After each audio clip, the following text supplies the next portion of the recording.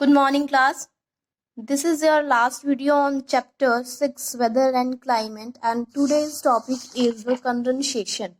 Right? What is condensation? Condensation when the water vapors change into droplets in the air.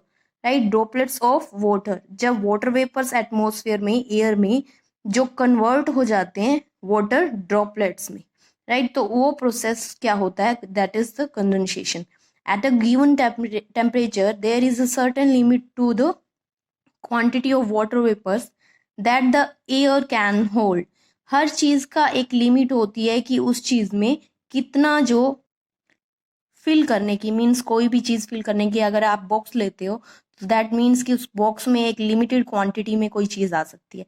Right मैं आपको एक example दिखाती हूँ. Look at this.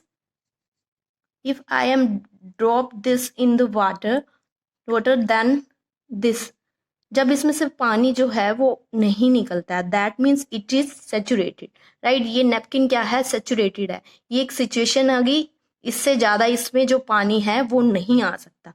That means it is saturated. जैसे water vapour जो है air में जितने आ सकते हैं that is saturated air. Right अगर इसमें वाटर एक्सट्रीम मतलब इसकी लिमिट से ज्यादा होता है तो ये क्या होता है? तो इसमें से ड्रॉप आउट होने लग जाता है, निकलने लग जाता है. ठीक है वो चीज क्या होती है? That is the condensation.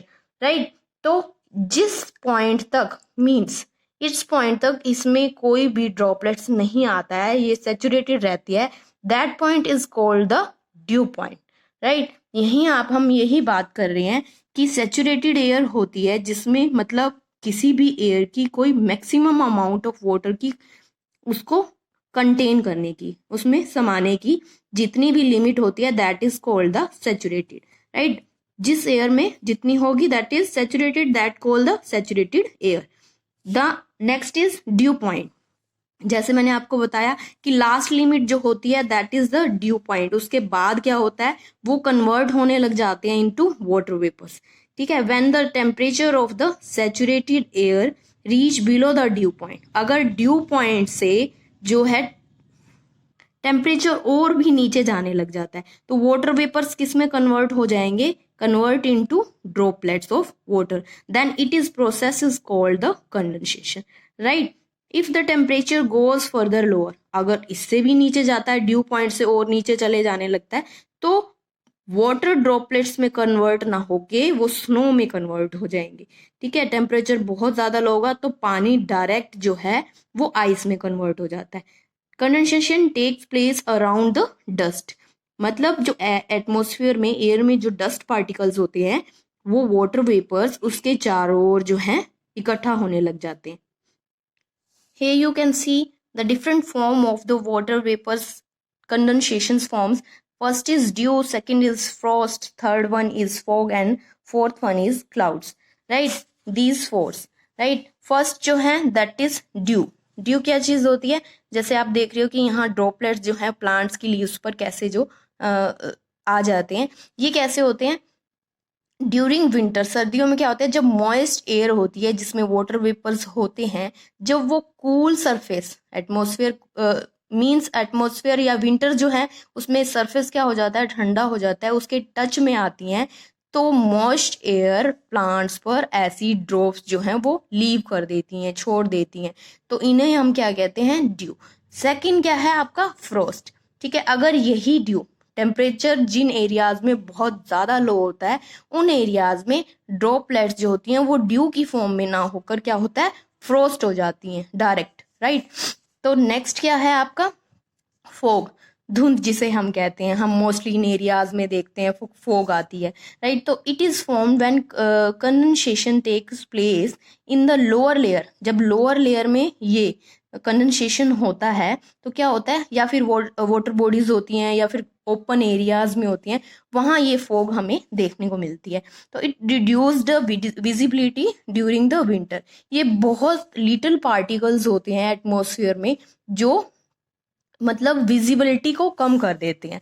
Right तो क्लाउड्स नेक्स्ट क्या होते हैं? Clouds there are formed when water vapours in the air condenses around dust particle.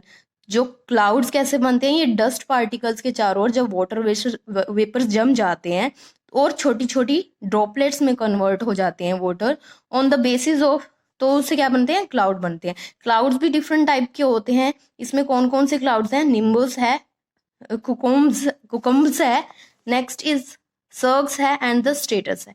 देखो ये जो क्लाउड्स हैं, these two clouds are reason for rainfall, right. ये जो क्लाउड्स हैं इनसे रेन नहीं होती है, राइट। तो these clouds is these type of clouds are dark and full of water. Second है cumulus, that is the clouds that are white or grey. बहुत छोटे छोटे जो पैचेस हम अपने स्काई में देखते हैं कि कैसे खिंडे हुए होते हैं, बट ये जो है रेनफॉल नहीं लाते हैं। सर्कल्स क्या होते हैं, these clouds are feather white, ये क्या होते हैं, वाइट होते हैं बिल्कुल, जो रेनफॉल नहीं लाते हैं, राइट। कुकुम्स क्या होते हैं, बहुत मोटे मोटे पैचेस होते हैं, वाइट होते हैं, ग्रे भी होते हैं, जिनसे रेन होती है। और स्ट्रेटस क्या होते हैं, these clouds are thin white sheet, बहुत छोटे छोटे पैचेस हम देखते हैं, बहुत पतले होते हैं, जिनसे रेनफॉल नहीं होती है, राइट। नेक्स्ट क्या है आपका टॉपिक, प्रिसिपिटेशन। प्रिसिपिटेशन क्या होती है, it is a form of rainfall, आप कह सकते हो। रेनफॉल में क्या होगा कि वाटर ड्रॉपलेट्स होती हैं, वो फॉल करती हैं, एक हेल स्टोन्स होती हैं, एक स्लीप्स होती हैं, एक स्नोफॉल होती है, राइट। ये अलग अलग फॉर्म होती है प्रिसिपिटेशंस की। When tiny droplets of water join one another, बहुत छोटे छोटे पार्टिकल्स जो वाटर ड्रॉपलेट्स होती हैं वो आपस में क्या होती हैं, जॉइंट हो जाती हैं और लार्ज ड्रॉपलेट्स में कन्वर्ट हो जाती हैं। तो ये ग्रेविटेशनल फोर्स से जो है अर्थ सरफेस पर आकर गिरती हैं, जिसे हम प्रिसिपिटेशन कहते हैं। मोस्ट फेमस जो मोस्ट फॉर्म कौन सी है, वो कौन सी है, that is the rain. When the condensed water vapours in the clouds fall down in the form of water. Rainfall आपने हमेशा देखी होगी कि ड्रॉपलेट्स में, वाटर ड्रॉपलेट्स में जब पानी आकर गिरता है तो क्या कहते हैं, हम उसे रेन कहते हैं। Rainfall is the most important form of precipitation. सबसे ज्यादा हम क्या देखते हैं, that is the rainfall, and there are 3 type of rainfall. Rainfall is further divided into 3 parts. First is the conventional rain. As you this word conventional currents, आपने सुना होगा कि conventional currents जो होता है वो इक्वेटोरियल एरियाज में चलती हैं, वो ये इससे ही रिलेटेड है, इनसे ही रेनफॉल होती है। तो क्या है, इक्वेटोरियल एरिया या फिर ट्रॉपिकल रीजन में क्या होता है, आफ्टरनून के टाइम जब टेम्परेचर बहुत ज़्यादा इंक्रीज हो जाता है तो क्या होता है, सनरेज जो है लैंड सरफेस को गर्म कर देती हैं, राइट, हीट कर देती हैं। तो एयर जब इन सरफेस के टच में आती हैं, गेट हीटेड अप, राइट, तो गर्म हो जाती हैं। It rise in the form of conventional air currents and these currents attain a great height, और ये बहुत अप ऊपर तक, राइट, ऊपर तक ये कन्वेंशनल एयर जाती हैं। जब हीट से एयर गर्म होती है, दैट मीन्स वो हल्की हो जाती है और ऊपर उठने लगती है, तो ये काफ़ी हाइट तक चली जाती हैं ये करंट्स, राइट। तो water vapours in these currents condenses very quickly, right. जब इसमें वाटर वेपर्स होंगे, बहुत ज़्यादा ऊंचाई पर जाने पर क्या होगा, टेम्परेचर कम हो जाता है, तो वाटर वेपर्स जो होती है वो कंडेंस होना स्टार्ट हो जाते हैं और हैवी रेनफॉल स्टार्ट हो जाएगी। क्योंकि बहुत ऊपर जाएंगे तो उसकी जो सैचुरेशन है, मतलब टेम्परेचर कम होने की वजह से उसमें बहुत ज़्यादा जो है वाटर वेपर्स जो होंगे वो कन्वर्ट हो जाएंगे इनटू रेनफॉल, राइट, ड्रॉपलेट्स में कन्वर्ट हो जाएंगे। तो this is called the conventional rainfall. क्योंकि एट हाइट, बहुत हाइट पर जाने पर क्या होगा, उसके जो वाटर वेपर्स हैं वो उसे संभाल नहीं सकते, टेम्परेचर तो हो जाएगा कम, जिससे वाटर वेपर्स जो हैं वो टीनी ड्रॉपलेट्स और फिर इकट्ठे होकर रेनफॉल करने लगते हैं। It is often accompanied by the thunder and lightning, और ये बिजली चमकने और गड़गड़ाहट के साथ जब रेनफॉल होती है, that is called the conventional rain. Second is the relief rainfall. Relief rainfall क्या होती है, जैसे कि मॉनसून विंड्स जो हैं वो रिलीफ रेनफॉल करती हैं। जब ये रेनफॉल, जब विंड जो होती है, मॉइस्चर होता है उसमें, जैसे मैंने आपको बताया था कि जो साउथ वेस्टर्नली विंड्स, जो मॉनसून विंड्स हैं, that is the moisture laden winds होती है, जिसमें बहुत ज़्यादा मॉइस्चर होता है, वो स्ट्राइक करती है अगेंस्ट ए माउंटेन और हिल, देन ये उस माउंटेन के साथ साथ अपवर्ड साइड जो है राइज करने लग जाती हैं और कूल डाउन ठंडी हो जाती हैं, and this result the condensation and rainfall. तो ये क्या होता है, विंड वार्ड साइड, जिस साइड वो ऊपर चढ़ने लगती है ना माउंटेन्स के, वहां ये रेनफॉल करने लगती है, राइट। जैसे कि माउंटेन्स है और विंड कहाँ आ रही है, यहाँ से अगर फ्लो करती है तो ये माउंटेन से स्टक आउट करके, उससे स्ट्राइक करके उसके ऊपर चढ़ने लगती हैं और ठंडी हो जाती हैं, जिससे रेनफॉल होने लगती है। तो इसे हम रिलीफ रेनफॉल कहते हैं। उसके लीवार्ड साइड मीन्स इसके अपोजिट साइड फर्दर, तो माउंटेन्स वहां पर रेनफॉल नहीं होते हैं। लीवार्ड साइड जो ये विंड होती है रेनफॉल नहीं करती हैं। The third one is the cyclonic rain. Cyclonic rain क्या होता है, जैसे कि वर्ड से ही आपको पता चल रहा है कि साइक्लोन से ये रेनफॉल होती हैं। साइक्लोन कहाँ आते हैं, ये लो प्रेशर एरियाज होते हैं जहाँ पर चारों तरफ से जो है एयर यहाँ पर आकर इकट्ठी होती है, इन एरियाज में जहाँ पर लो प्रेशर एरियाज होते हैं। ठीक है, चारों तरफ से यहाँ अगर विंड आएगी तो एक साइक्लोन जनरेट हो जाता है जो रेनफॉल लाता है। As the name suggests, this type of rainfall is linked with the cyclone. In a cyclone, a low pressure area is created in the center. Center में क्या होता है, लो प्रेशर एरिया होता है, and winds from the all side rushes towards this low pressure area. सारी side से wind जो है इसकी ओर ब्लो करने लग जाती हैं। As a result, there is a circular motion start हो जाता है, which causes the whirling air at the center to rise up. जिससे सेंटर से जो है वो हवा ऊपर की ओर उठने लग जाती हैं। This rises air cools down, और ये ठंडी हो जाती हैं, फिर कंडेंस हो जाती हैं, एंड ब्रिंग्स रेन, और ठंडी होकर फिर वाटर ड्रॉपलेट्स में कन्वर्ट हो जाएंगी और रेनफॉल होने लग जाएगा। This type of rainfall is called the cyclonic rainfall, right. And rainfall gives us fresh water and it helps in producing several crops.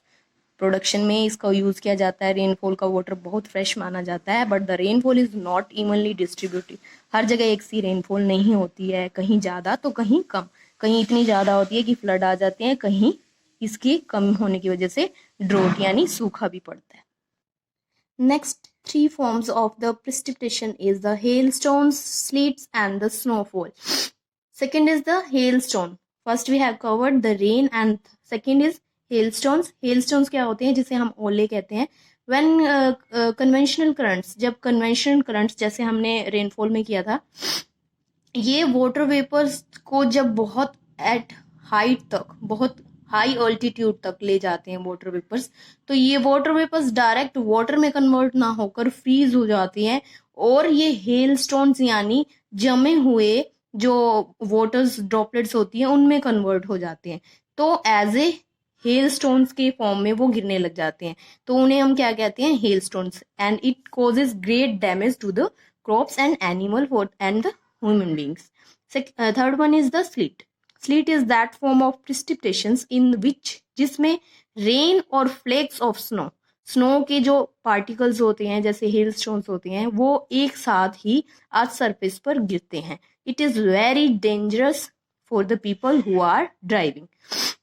ये उन लोगों के लिए बहुत ज़्यादा डेंजरस होते हैं जो ड्राइविंग कर रहे होते हैं, और ये सरफेस को क्या बना देते हैं, बहुत ज़्यादा स्लिपरी बना देते हैं। And fourth one is the snowfall. Snowfall क्या होता है, जब एयर का टेम्परेचर भी बहुत कम होता है और लैंड का टेम्परेचर भी बहुत कम होता है, और ये किन एरियाज में होते हैं, कोल्ड कंट्रीज में। तो ये स्नोफॉल कहाँ आती है, कोल्ड कंट्रीज में आती हैं, जहाँ पर ग्राउंड का टेम्परेचर कम है and the cloud temperature become 0। And precipitations occurs in the form of tree flakes और स्नो। इसमें क्या होते हैं, या तो फिर मोटे जो हैं स्नोफॉल जैसे गिरती हैं वो गिरती हैं, या फिर जो स्नोफॉल होती हैं बहुत कॉटन की तरह बहुत सॉफ्ट होती हैं, उसकी फॉर्म में आकर वाटर वेपर्स जो है कन्वर्ट हो जाते हैं, उसमें गिरते हैं। In India Kashmir Shimla Mussoorie have snowfall in winters. तो इन एरियाज में इंडिया में भी होते हैं जहाँ बहुत हाई अल्टीट्यूड्स पर, बहुत ज़्यादा ऊंचाई पर जो टूरिस्ट प्लेसेस हैं वहाँ पर स्नोफॉल होते हैं, राइट। ये था आपका chapter. Thank you students, have a nice day and take care.